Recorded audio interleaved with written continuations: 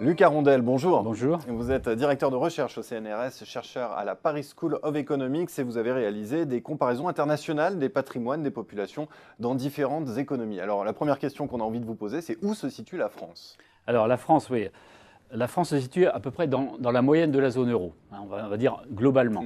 Donc pour être plus précis, si on regarde la médiane du patrimoine net, c'est-à-dire on exclut les dettes, on ne va pas rentrer dans trop de détails, donc la France se situe à peu près à un ordre de 115 000 euros et pour une moyenne dans la zone euro qui est à peu près de 109 000 euros. Donc oui, on est vraiment dans la moyenne. Alors, cette médiane, elle est plus élevée au Luxembourg, en Espagne et en Italie. Elle est moins élevée en Allemagne. Ce qui veut dire que les Allemands seraient moins riches que leurs homologues européens. Et ça, c'est confirmé aussi par ce qu'on appelle l'indicateur de Gini, qui est une sorte de... Qui mesure les inégalités. Qui mesure les inégalités. Donc, autre statistique, c'est le taux de propriétaire. Donc, globalement, dans la zone euro, c'est à peu près 60% des ménages sont propriétaires de leur logement principal. C'est un peu plus faible en France, 55%. C'est un peu plus élevé en Espagne, 80%.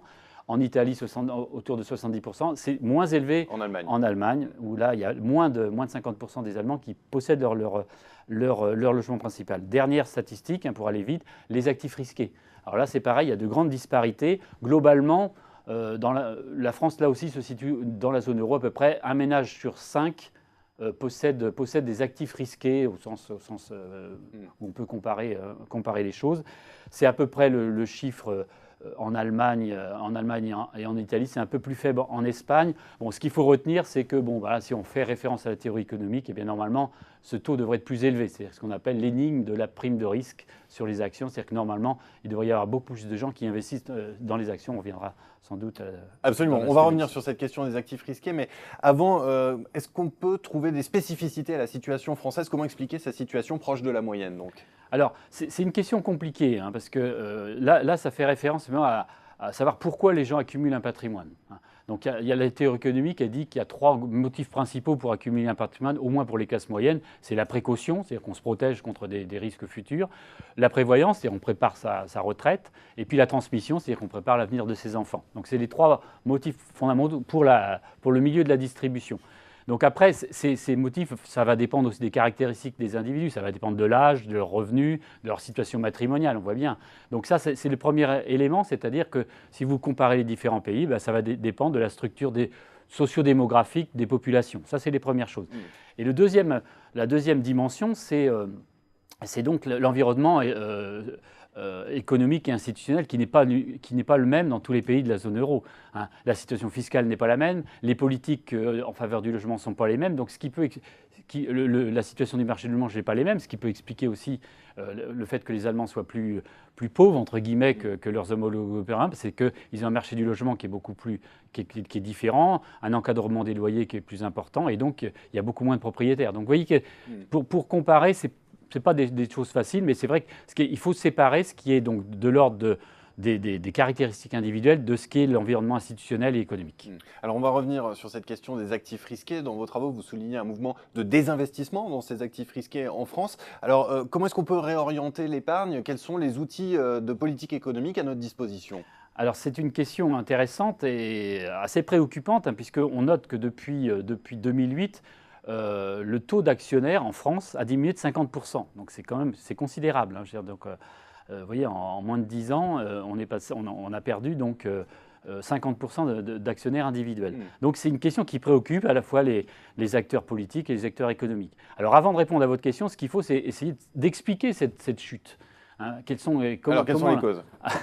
Donc, il y a 3 dimensions. Il y a ce qu'on appelle les préférences, c'est-à-dire l'aversion au risque. Est-ce que c'est cette aversion au risque qui a augmenté? Est-ce que c'est les anticipations? Est-ce que les gens font des anticipations qui sont pessimistes et donc ils les détournent de la bourse? Ou bien est-ce que c'est simplement une baisse des ressources? Alors, nos propres études, ce qu'on montre, contrairement aussi à beaucoup de ce qui est dit dans la presse financière, c'est que la psyché des épargnants n'a pas bougé. C'est-à-dire que les gens ne sont pas devenus plus averses au risque tout d'un coup.